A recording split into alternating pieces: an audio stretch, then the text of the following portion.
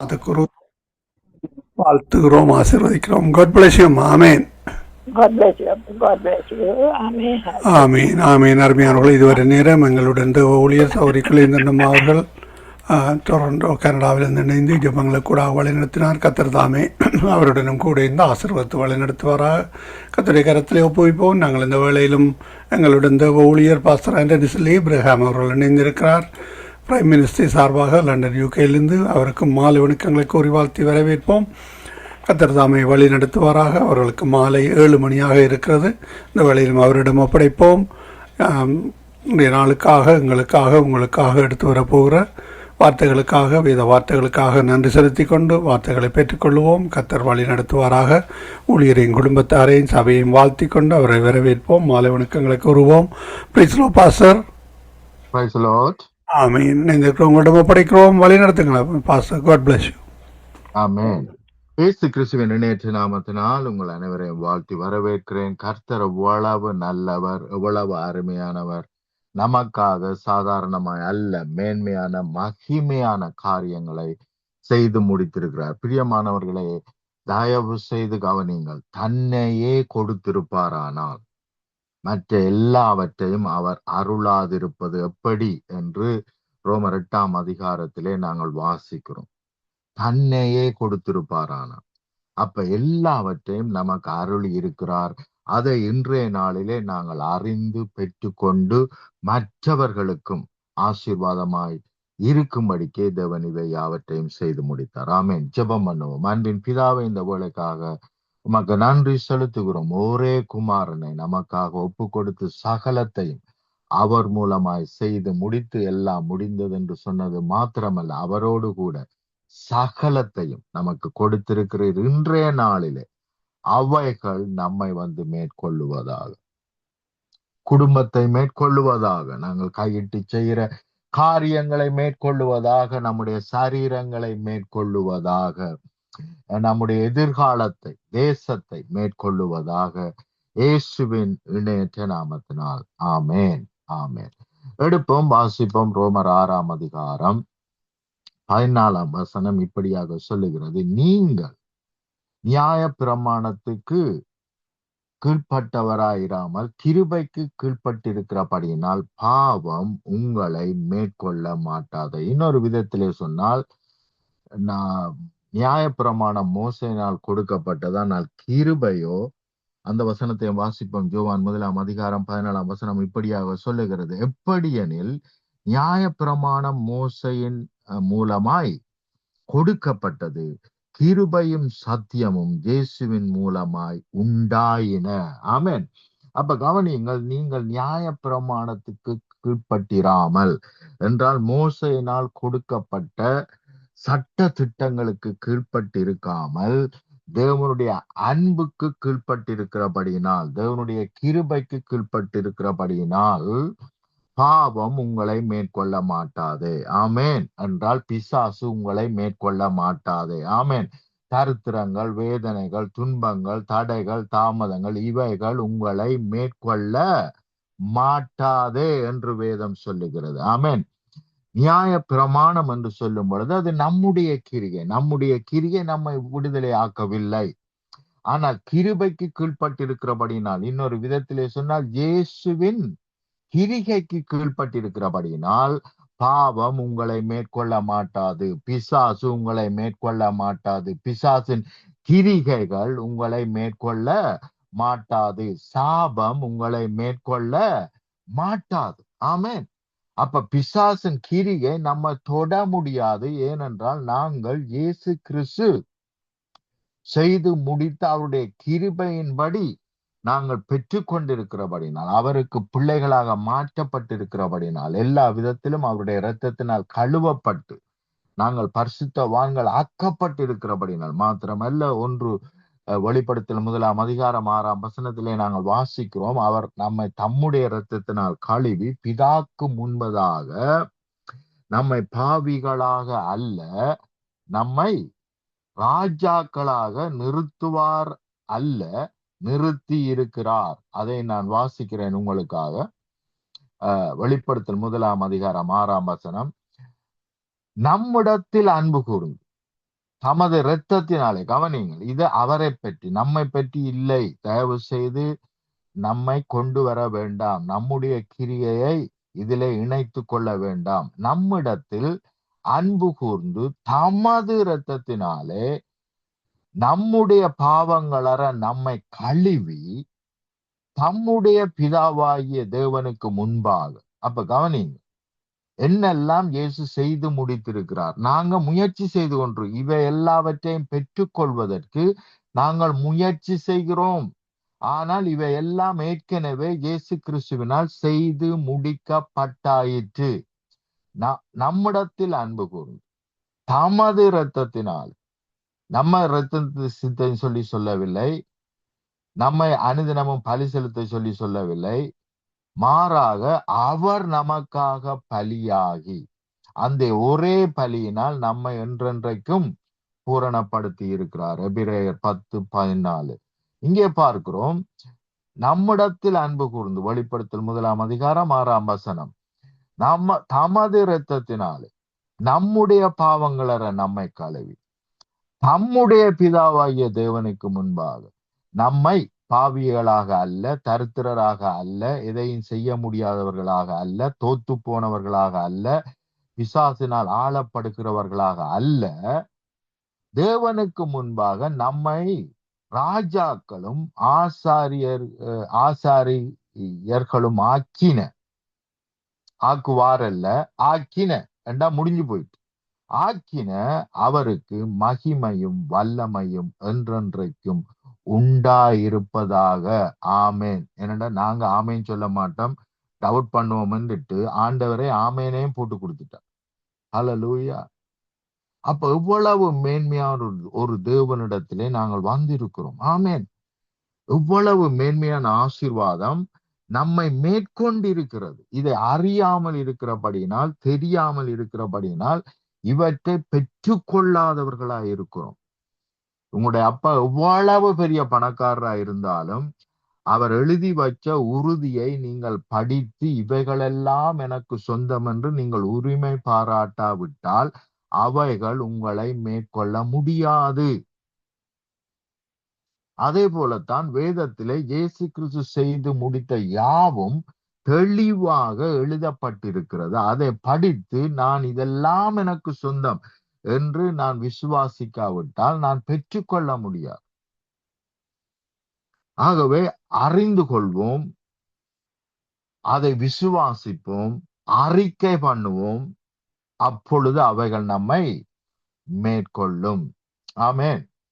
1 யோவான் 5:18-19 உங்களுக்காக வாசிக்கிறேன். கவனிங்கள். தேவனால் பிறந்த எவனும் பாவம் செய்யான் என்று அறிந்திருக்கிறோம். இன்னொரு விதத்திலே சொல்ல போனால், பாவம் எங்கிருந்து வந்தது? பிசாசின் மூலமாய், பிசாசனுக்கு கீழ்ப்படிந்ததன் மூலமாய் பாவம் ஆதாமேவாளை மேற்கொண்டது. அப்ப கவனிங்கள், தேவனால் பிறந்த எவனும் பாவம் செய்யான் என்று அறிந்திருக்கிறோம் என்று சொன்னால், இனிமேல் பிசாசு நம்மை மேற்கொள்ள முடியாது. பிசாசு நம்மை மேற்கொண்டால்தான் பாவத்தை செய்ய முடியும். பிசாசனுடைய ஆலோசனைக்கு நாங்கள் கீழ்ப்படிந்தால்தான் நாங்கள் பாவம் செய்கிறவர்களாய் மாறுவோம். இப்பொழுதோ நாங்கள் தேவனுடைய பிள்ளைகளாய் இருக்கிறபடினால் அவருடைய பிள்ளைகள் அவருடைய சத்தத்தை கேட்கும். என்னுடைய ஆடுகள் என்னுடைய சத்தத்தை கேட்கும். அந்நிய சத்தத்தை கேட்டால் என்ன செய்துவிடும்? அதை விட்டு ஒதுங்கி போய்விடும். ஆமென்.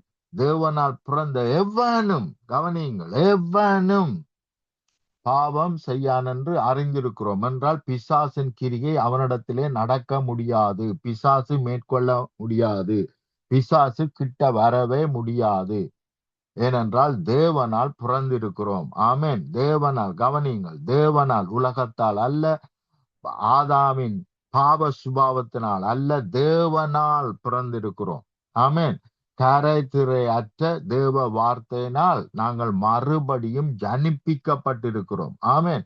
ஆகவே தேவனால் பிறந்த எவனும் பாவம் செய்ய மாட்டான் என்றால் பிசாசு நம்முடைய வாழ்க்கையிலே கிரிகை செய்ய முடியாது. நம்முடைய சரீரத்திலே கிரிகை செய்ய முடியாது. தேவனால் பிறந்தவன் தன்னை காக்கிறான். தேவனால் பிறந்தவன் என்ன செய்யப்படுகிறான்? தேவனால் பாதுகாக்கப்படுகிறான். தேவனுடைய வார்த்தை அவனை பாதுகாக்கிறது. ஆவியானவர் அவனை வழி நடத்துகிறார். இடது பக்கமும் வலது பக்கமும் சாயாமல் இதுவே வழி என்று சொல்லி அவர் அழகாய் நடத்துகிறார். ஆமென். தேவனால் பிறந்தவன் தன்னை காக்கிறான். கவனிங்கள், பொல்லாங்கான் அவனை தொடான். கவனிங்கள், பொல்லாங்கான் பிசாசு அவனை தொட முடியாது. வேதனைகள், துன்பங்கள், தரித்திரங்கள், சாபங்கள், சுகையினங்கள் இவை எதுவுமே அவனை தொட முடியாது. பொல்லாங்கான் அவனை தொடான். கவனிங்க, அப்ப பொல்லாங்கான் தொடான் என்று சொன்ன பிறகு ஜோபுவை இங்க இழுத்து கொண்டு வரக்கூடாது. ஜோபுவை தொட்டான் தானே, ஜோபுவை தொட்டு இருக்கலாம், ஏனென்றால் அது பழைய ஏற்பாடு. ஆனா புதிய ஏற்பாடின்படி நான் தேவனால் பிறந்தவன். ஜோபு தேவனால் பிறக்கவில்லை, ஆதாபின் சுபாவத்தினால் பிறந்தவர் ஜோபு. ஆனால் நாங்களோ தேவனால், இயேசு கிறிஸ்துவினால், அவருடைய கரைதிரை அற்ற வார்த்தையினால் நாங்கள் பிறப்பிக்கப்பட்டிருக்கிறோம். பழையவைகள் எல்லாம் ஒளிந்தன, முற்றும் புதிதாகின. ஆமென். அப்ப முற்றும் நம்மை புதிதாக்கி விட்டார். ஆமென். ஆகவே பொல்லாங்கான் தொடான். ஆனா அநேக வேளையிலே அவன் தொடுவான் வந்துடுவான் மேற்கொண்டிருவான் என்றெல்லாம் நாங்கள் விசுவாசிக்கிறபடியினால் நாங்கள் தான் பிசாசுக்கு இடம் கொடுக்கிறோம். ஆனால் என்னத்தை விசுவாசிக்க வேண்டும்? இல்லை, நான் கிறிஸ்துவுக்குள் இருக்கிறேன். அப்போஸ்தலர் 17ஆம் அதிகாரம் 28வது வசனம் என்ன சொல்லுகிறது? நாங்கள் அவருக்குள் இருக்கிறோம். அதை வாசிக்கிறேன் உங்களுக்காக. இது மிகவும் முக்கியமான ஒரு வசனம். தயவு செய்து குறிப்பெடுத்துக் கொள்ளுங்கள். அனுதினமும் இதை அறிக்கையிடுங்கள். மிக முக்கியமான வசனம். ஏனெனில் அவருக்குள் நாங்கள் பிழைத்திருக்கிறோம். அப்போஸ்தலர் 17:28. ஏனெனில் அவருக்குள் நாம் பிழைத்திருக்கிறோம் என்றால் தமிழிலே தவறாக உப்புச்சப்பில்லாமல் எழுதப்பட்டிருக்கிறது. அவருக்குள் வாழ்கிறோம். பிழைக்கிறோம் என்றால் அதனுடைய அர்த்தம் வாழ்கிறோம், அசைகிறோம், இருக்கிறோம். ஆமென். அப்ப அவருக்குள் இருக்கிறோம். இதைத்தான் நாங்கள் என்ன செய்ய வேண்டும்? எப்பொழுதும் பார்த்து கொள்ள வேண்டும். நாங்கள் அவருக்குள் இருக்கிறபடினால் பொல்லாங்கான் எங்களை தொட முடியாது. ஆமென். பொல்லாங்கான் அவனை தொடான். நாம் தேவனால் உண்டாயிருக்கிறோம் என்றும், கவனியுங்கள், நாம் தேவனால் உண்டாயிருக்கிறோம் என்றும் உலகம் முழுவதும் பொல்லாங்குக்குள் கிடக்கிறது என்றும் அறிந்திருக்கிறோம். அப்ப உலகத்தை தொட முடியும், ஆனா நம்ம தொட முடியாது. ஏனென்றால் நாங்கள் தேவனுக்குள் இருக்கிறோம். அவர்கள் உலகத்துக்குள் இருக்கிறார்கள், பொல்லாங்கனுடைய கையில் இருக்கிறார்கள், உலகத்தான். ஆனால் நாங்களோ தேவனுக்குள் இருக்கிறோம். ஆகவே பொல்லாங்கான் அவனை தொடான். அல்லேலூயா. ஆமென். வெற்றி வாழ்க்கையை தேவன் கொடுத்திருக்கிறார் நமக்காக. அவர் வெற்றி சிறந்திருக்கிறார். ஆமென். அவர் வெற்றி சிறந்த அந்த வெற்றியை நமக்கு கொடுத்திருக்கிறார். ஆகவே நாங்கள் எப்பொழுதும் வெற்றி சிறக்கிறவர்களாய் இருப்போம். ஆமென். அல்லேலூயா. மறுபடியும் யோவான் 8ஆம் அதிகாரம் 12ஆம் வசனத்தை உங்களுக்காக வாசிக்கிறேன்.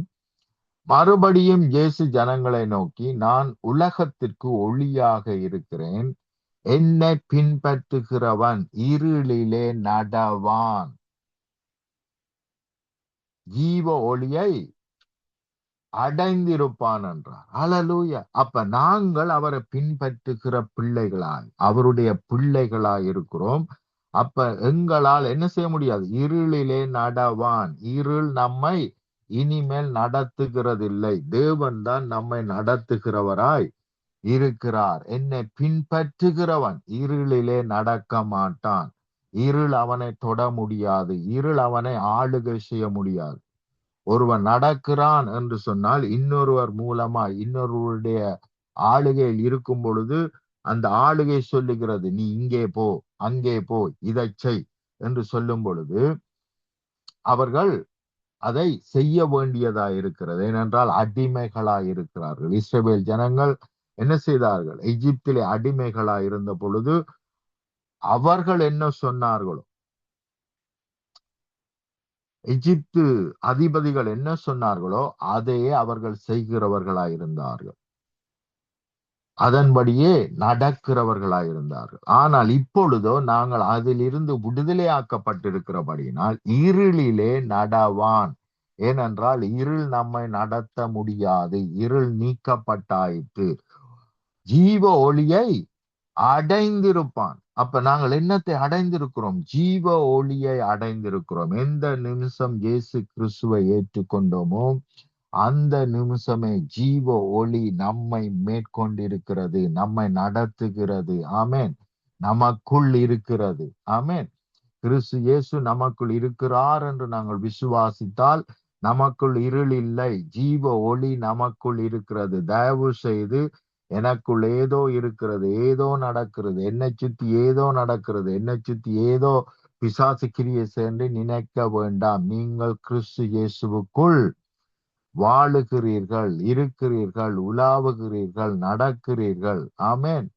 இப்படியாக நாங்கள் எங்களை பார்க்க கற்றுக்கொள்ள வேண்டும், விசுவாசிக்க கற்றுக்கொள்ள வேண்டும். வேதம் என்ன சொல்லுகிறதோ அதை அப்படியே ஏற்றுக்கொள்ள வேண்டும். எங்களுடைய சரீரத்தை பார்த்து என்ன செய்யக்கூடாது? அவவிசுவாசப்படக்கூடாது.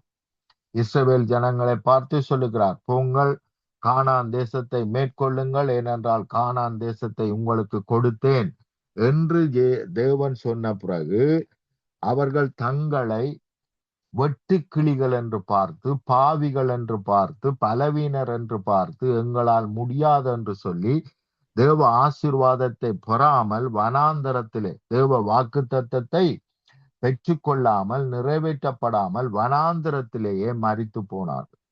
அப்படியாக நாங்கள் அநேகர் இருக்கிறோம். தேவன் எங்களிடத்திலே சகலத்தை ஒப்பு கொடுத்த பிறகும் நாங்கள் பாவிகள், நாங்கள் அப்படிப்பட்டவர்கள், நாங்கள் இப்படிப்பட்டவர்கள் என்று ஆதாமுடைய சாயலோடு எங்களை இணைத்து கொண்டு கிறிஸ்துவின் சாயலோடு நம்மை இணைத்துக் கொள்ளாமல், கிறிஸ்துவனுடைய வெற்றியோடு நம்மை இணைத்துக் கொள்ளாமல், கிறிஸ்துவின் பரிசுத்தத்தோடு நம்மை இணைத்துக் கொள்ளாமல், கிறிஸ்துவின் ஒளியோடு நம்மை இணைத்துக் கொள்ளாமல், கிறிஸ்துவுக்குள் வாழ்கிறோம் என்று நம்மை இணைத்துக் கொள்ளாமல் மாமிச கண்களினால் பார்த்து, ஐயோ இவ்வளவு பெரிய பிசாசை எப்படி மேற்கொள்வது, இவ்வளவு பெரிய பாவத்தை எப்படி மேற்கொள்வது, இவ்வளவு பெரிய சுயஈனத்தை எப்படி மேற்கொள்வது என்று சொல்லி அவர்கள் அவவிசுவாசப்பட்டபடியினால் அவர்கள் அந்த ஆசீர்வாதத்தை பெற்றுக்கொள்ளாமல் வனாந்தரத்திலேயே மரித்து போனார்.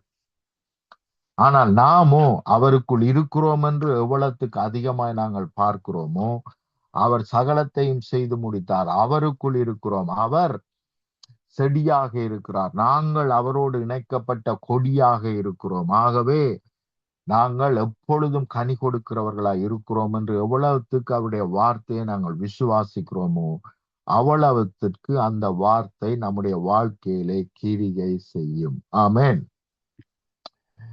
தொடர்ந்து வாசிப்போம். யோவான் 12:46 என்னிடத்தில், கவனியுங்கள், என்னிடத்தில் விசுவாசமாய் இருக்கிறவன் எவனும் இருளில் இராதபடி நான் உலகத்தில் ஒளியாக வந்தேன். ஆமென். அப்ப இயேசுவின் இடத்திலே எந்த நிமிஷம் நாங்கள் விசுவாசம் வைக்கிறோமோ அந்த நிமிஷத்திலிருந்து நாங்கள் இருளிலே இருக்க மாட்டோம், இருளிலே வாழ மாட்டோம். எங்களுடைய வாழ்க்கை அல்லது நாங்கள் இருக்கிற ராஜ்யமே மாற்றப்பட்டு விட்டது. இருளின் ராஜ்யத்தில் இருந்து நாங்கள் என்ன செய்யப்பட்டு விட்டோம்? ஒளியின் ராஜ்யத்தின் சிட்டிசன்ஷிப் ஆகிவிட்டோம். இப்பொழுது இருளின் ராஜ்யத்தினுடைய சிட்டிசன்ஷிப் கேன்சல் ஆகிவிட்டது. இப்பொழுது ஒளியின் ராஜ்யத்தின் சிட்டிசன்ஷிப்பில் இருக்கிறோம். ஆகவே அந்த ராஜ்யத்தின் benefit, profit, protection, supply, victory இவைகள் நம்மை மேற்கொள்ளும். ஆமென். அப்ப நாங்கள் மேன்மையான ஒரு தேசத்துக்கு வந்திருக்கிறோம், தேவனுடைய ராஜ்யத்துக்குள்ளே வாழுகிறோம். ஆகவே தேவனுடைய ராஜ்யத்தில் இருக்கிற சகல பெனிஃபிட், சகல ப்ராஃபிட் எங்களை மேற்கொண்டிருக்கிறது. ஆமென்.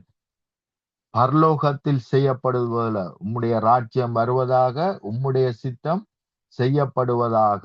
பரலோகத்தில் செய்யப்படுவது போல பூலோகத்திலும் செய்யப்படுவது. அப்ப பரலோகம் எப்படி இருக்கிறதோ அப்படியா எங்களுடைய வாழ்க்கை இருக்க வேண்டும் என்று சொன்னால் அதனுடைய ஆசீர்வாதங்களை பெற்று கொண்டவர்களாய், பரலோக ஆசீர்வாதங்களை பெற்று கொண்டவர்களாய் நாங்கள் பூமியில இருக்கிறோம்.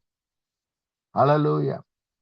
ஆகவே இதை விசுவாசிக்கும் பொழுது அவைகள் நம்மை மேற்கொள்ளுகிறது. கவனிங்கள், என்னிடத்தில் விசுவாசமாய் இருக்கிற எவனும் இருளில் இராதபடிக்கு அவனால் இருளில் இருக்க முடியாது, இருளில் இருந்து விடுதலை ஆக்கப்பட்டான். ஆமென். அதற்காகத்தான் நான் என்றால் இயேசு உலகத்தில் ஒளியாக வந்தார். அப்ப நான் ஒளியின் இடத்திலே வந்து விட்டேன் என்று சொல்வேனானால் நிச்சயமாய் அந்த ஒளி நம்மை மேற்கொண்டிருக்கிறது. அந்த ஒளிக்குள் நாங்கள் இருக்கிறோம். ஆமென். அப்படி இல்லாமல் நாங்கள் அந்த ஒளிக்குள்ள இல்ல பிரதர் என்று சொன்னால் நாங்கள் பொய் சொல்லுகிறவர்களாய் இருக்கிறோம். பொய்யன் பிசாசானவனுடைய பொய்யை நம்புகிறோம். எப்படி ஆதாம் ஏவாள் பிசாசின் பொய்யை நம்பி பாவத்திலே விழுந்தார்களோ அதே போல பிசாசின் பொய்யை நம்பி நாங்கள் மறுபடியும் பாவத்திலே விழுகிறோம். தேவன் சொல்லுகிறார், நான் உன்னை கழுவி உன்னை பரிசுத்தமாக்கி விட்டேன், இப்பொழுது உன்னை ராஜரீக ஆசாரியனாக்கி இருக்கிறேன், இப்பொழுது உன்னை ராஜாவாக்கி இருக்கிறேன், என்னுடைய இரத்தத்தினால் கழுவி உன்னை எல்லா விதத்திலும் தகுதியாக்கி பிதாவுக்கு முன்பாக உன்னை ராஜாவாக நிறுத்துவேன், அல்ல நிறுத்தி இருக்கிறேன் என்று சொல்லும் பொழுது பிசாசு சொல்றான், இல்ல இல்ல அப்படியெல்லாம் கிடையாது என்று சொல்லும் பொழுது அதை நம்புகிறோம். பிசாசனுடைய பொய்யை நம்புகிறோம். அதனால் தான் பாவத்தை ஜெயிக்க முடியாதவர்களாய் இருக்கிறோம், பொய்யை நம்புகிறபடினால். ஆதாம் ஏவாள் பொய்யை நம்பினபடியினால் பாவம் செய்கிறவர்களாய் மாறினார்களே அல்லாமல் பாவத்தை அவர்கள் ஜெயிக்க முடியவில்லை. அதே போலத்தான் பொய்யை நம்புவோமானால், பிசாசு சொல்ற பொய்யை நம்புவோமானால் நாங்கள் மறுபடியும் பாவத்திலே விழுகிறவர்களா இருக்கிறோம். கவனிங்கள், வசனம் சொல்லுகிறது, என்னுடைய தழும்புகளினால் நீங்கள் குணமானீர்கள். இதுதான் உண்மை, இதுதான் சத்தியம். ஆனால் இல்ல பிரதர், எனக்கு அங்க வேதனை பிரதர், இங்க பலவீனம் பிரதர் என்று சொல்லுவோமானால் அது தவறு. இல்ல பிரதர், மோசையை பார்த்து அவர் சொன்னார், மலையை பார்த்து பேசு சொன்ன பொழுது அவன் கூட என்ன செய்யிட்டான், மலைக்கு அடிச்சிட்டானே அதனால மறிக்க போனானே என்று மோசையோடு உங்களை இணைப்பீர்களானால் மோசைக்கு வந்த மரணம் நமக்கும் வரும். அப்ப பரிசுத்தவான்களுடைய தவறுகளோடு நம்மை இணைத்துக் கொள்ளக்கூடாது. பரிசுத்தவான்கள் நிறைய பேர் பிளவிட்டு இருக்கிறார், அதனால் அவர்களுக்கு சுவையினம் வந்திருக்கிறது. ஆகவே அதோடு போய் நான் என்னை இணைத்துக் கொள்வேனானால் எனக்கும் வரும். மோசையோடு கூட இணைத்து கொண்டு ஒரு புல செய்தான் பிரதர், அதனால அவன் மறிச்சு போனான் பிரதர், அது மாதிரித்தானே பிரதர் எங்களுக்கும் என்று நீங்கள் விசுவாசிப்பீர்களானால் அப்படியே உங்களுக்கு நடக்கும். ஆனால் இல்லை, தேவன் என்னை விடுதலையாக்கி விட்டார், இனி மரணம் என்னை தொட முடியாது. தேவன் எனக்கு ஜீவனை கொடுத்திருக்கிறார், நீடித்த ஆயுளை கொடுத்திருக்கிறார். ஆமென். வாழ வயதை கொடுத்திருக்கிறார். ஆமென். இப்படியாக நாங்கள் சத்தியத்தை அறிந்து அதை விசுவாசிப்போமானால் நிச்சயமாய் தேவனுடைய மகிமையை காண்போம். ஆமென். 1 யோவான் 1 அதிகாரம் 5 தொடக்கம் 7 வசனம் வரைக்கும் உங்களுக்கு வாசிக்கிறேன். தேவன் ஒளியாயிருக்கிறார், அவரில் எவ்வளவேனும் இருள் இல்லை. தயவு செய்து சொல்லாதிருங்கள், தேவன் என்ன இதை அனுமதித்தார், அந்த இருளை அனுமதித்தார், இந்த இருளை அனுமதித்தார் என்று சொல்லாதிருங்கள். தேவன் என்னவாயிருக்கிறார்? ஒளியாயிருக்கிறார், அவரில் எவ்வளவேனும் இருள் இல்லை. இது நாங்கள் அவரிடத்தில் கேட்டு உங்களுக்கு அறிவிக்கிற சுவிசேஷமா இருக்கிறது, நற்செய்தி. அவரிடத்தில் இருள் இல்லை, அவர் எந்த இருளையும் நம்முடைய வாழ்க்கையிலே அனுமதிப்பதில்லை. நாங்கள் வாசித்தோம், யோவான் 8 அதிகாரம் 12 வசனம் இப்படி சொல்லுகிறது, மறுபடியும் இயேசு ஜனங்களை நோக்கி, நான் உலகத்துக்கு ஒளியாயிருக்கிறேன், என்னை பின்பற்றுகிறவன் இருளிலே நடவாமல் ஒளியிலே ஜீவ ஒளியை அடைந்திருப்பான்.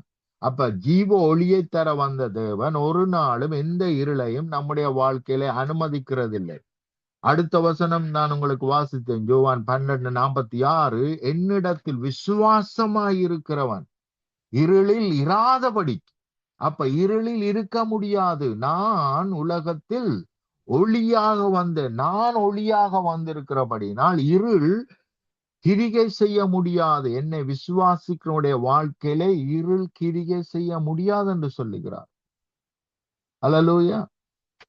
1 யோவான் 1:5 தேவன் ஒளியாக இருக்கிறார், அவரில் எவ்வளவேனும் இருள் இல்லை. இது நாங்கள் அவரிடத்தில் கேட்டும் உங்களுக்கு அறிவிக்கிற நற்செய்தி சுவிசேஷமாயிருக்கிறது. நாம் அவரோடு கூட ஐக்கியப்பட்டவர்கள் என்று சொல்லியும் இருளிலே நடக்கிறவர்களாயிருந்தால் சத்தியத்தின்படி நடவாமல் பொய் சொல்லுகிறவர்களாயிருப்போம். அப்ப நாங்கள் இருளே இருக்கிறோம் என்று சொல்வோமானால் நாங்கள் பொய்யர்கள். ஏனென்றால் பிசாசு சொல்லி கொடுக்கிறான் இந்த பொய்யை, அதை நம்புகிறோம். எங்களுடைய வாழ்க்கையில இருள் இருக்கு. ஐயோ, நாங்க செய்யற காரியத்துல இருக்கு, எங்களுடைய கை வைக்கிற காரியத்தில எல்லாம் இருள் தான் இருக்கு, நம்மை சூழ இருள் தான் இருக்கு என்று நான் நினைப்பேனானால் அது தவறு. ஏனென்றால் நான் பொய்யை நம்புகிறேன். அதைத்தான் பிசாசு எனக்கு சொல்லுகிறான். சத்தியத்தின்படி, தேவன் செய்து முடித்ததின்படி, அதுதான் சத்தியம். செய்து முடித்ததின்படி, சத்தியத்தின்படி நடவாமல், தேவன் நமக்கு சொன்ன சத்தியம் அதன்படி நான் விசுவாசித்து நடவாமல் பொய் சொல்லுகிறவர்களாய் இருப்போம். எப்படி? இருளிலே நடக்கிறோம் என்று சொன்னால், இருள் நம்மை மேற்கொள்ளுது பிரதர், இருள் வந்து கதவை தட்டுது பிரதர், இருள் தான் என்ன செய்யுது, அனுதினமும் திறத்துது பிரதர் என்று சொன்னால் நான் பொய் சொல்லுகிறவனாயிருப்பேன். அவர் ஒளியில் இருக்கிறது போல நாமும் ஒளியிலே நடந்தால், அதை விசுவாசித்து இதுதான் நான் என்று சொன்னால், செயல்பட்டால் அவர் ஒருவரோடு ஒருவர் ஐக்கியப்பட்டிருப்போம். அப்ப பாருங்க, ஐக்கியம் எங்கிருந்து வருதுன்னு பாருங்க. தேவ வசனத்தை விசுவாசிக்கிறதுனா, தேவனுடைய அன்பு நம்முடைய இதயத்திலே ஊற்றப்பட்டிருக்கிறது என்று சொல்லும் பொழுது அதை அப்படியே விசுவாசிப்பதினால் நமக்குள்ள என்ன கிரியை செய்கிறது? ஐக்கியம். ஆமென். நம்மை சபிக்கிறவர்களையும் ஆசீர்வதிக்க கூடியவர்களாய் நாங்கள் மாறுகிறோம். ஆமென். ஒருவருக்கு விரோதமாய், யாருக்கும் விரோதமாய் நாங்கள் கிரியை செய்யவே மாட்டோம். ஏனென்றால் அது இருளின் கிரியை. இருளின் கிரியை நம்மிடத்தில் இல்லை. ஏனென்றால் அவர் நமக்குள்ள இருக்கிறார். ஆமென். அவருடைய குமாரனாகிய இயேசு கிறிஸ்துவின் இரத்தம் கவனிங்கள், சகல பாவங்களையும் நீக்கி நம்மை சுத்திகரிக்கும். ஆமென். ஆகவே பிரியமானவர்களே, தயவு செய்து இதை விசுவாசிங்கள். நீங்கள் அவருக்குள் இருக்கிறீர்கள், அவருக்குள் வாழ்கிறீர்கள், அவருக்குள் உலாவுகிறீர்கள், அவருக்குள் என்ன செய்கிறீர்கள்? எல்லா இடமும் நீங்கள் போகும் பொழுது அவருக்குள் தான் போகிறீர்கள், வருகிறீர்கள் என்ற எண்ணம் நமக்கு இருந்து, தேவன் என்னை பரிசுத்தமாக்கி விட்டார், தேவன் எனக்கு ஒளியாக இருக்கிறார், அந்த ஒளிக்குள்ளே நான் இருக்கிறேன், ஆகவே இருள் என்னை தொட முடியாது. இருளின் ராஜ்யத்திலிருந்து பூரணமாய் நான் விடுதலையாக்கப்பட்டு ஒளியின் ராஜ்யத்தின் சிட்டிசன்ஷிப்பாய் மாற்றப்பட்டு ஒளியின் ராஜ்யத்திலே இப்பொழுது இருக்கிறேன் என்று நாங்கள் விசுவாசித்து அறிக்கை பண்ணுவோமானால் நிச்சயமாய் பொல்லாங்கான் நம்மை தொட முடியாது. ஆமென். ஜெபம் பண்ணும். அன்பின் பிதாவே, இந்த வேளைக்காக உமக்கு நன்றி செலுத்துகிறோம். சகலத்தையும் செய்து முடித்து எல்லாம் முடிந்தது என்று சொன்ன வார்த்தைக்காய் நன்றி. இருளின் ராஜ்யத்தில் இருந்த நம்மை பூரணமாய் விடுதலையாக்கி ஒளியின் ராஜ்யத்தின் பிள்ளைகளை மாற்றினதற்காக உமக்கு நன்றி செலுத்துகிறோம். நாங்கள் இப்பொழுது இருளின் ராஜ்யத்தில் அல்ல, ஒளியின் ராஜ்யத்தில் இருக்கிறோம். ஆகவே அந்த ராஜ்யத்தின் பெனிஃபிட், அந்த ராஜ்யத்தின் ப்ராஃபிட் ஒவ்வொருவரை இதை கேட்கிற உம்முடைய பிள்ளைகள் அத்தனை பேரையும் மேற்கொள்ளுவதாக, விடுதலையாக்குவதாக, எழுந்து பிரகாசிக்க பண்ணுவதாக, கண்கள் திறக்கப்படுவதாக, இருதயங்கள் திறக்கப்படுவதாக, உம்முடைய வார்த்தை மேற்கொள்ளுவதாக, உம்முடைய வார்த்தை இவர்களை விடுதலையாக்கி பலிகி பருக பண்ணுவதாக. நீர் பெற்றுக் கொடுத்த உம்முடைய மேன்மையான மகிமையான ஒளியின் ராஜ்யம் இவர்களை மேற்கொள்ளட்டும், அதிலே இவர்கள் வர்த்திக்கட்டும், இன்னும் அதிகமாய் எழுந்து பிரகாசிக்கட்டும். இயேசுவின் இணையற்ற நாமத்தினால். ஆமென், ஆமென், ஆமென்.